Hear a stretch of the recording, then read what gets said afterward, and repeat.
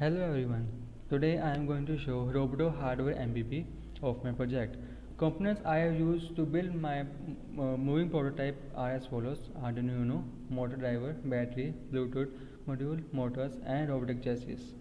The circuit I have used in my project is this shown in circuit, in which I have Arduino Uno, motor driver, motors, Bluetooth module, and a battery. The code I have used in my project is this as shown in screen, and here's the video of my moving prototype.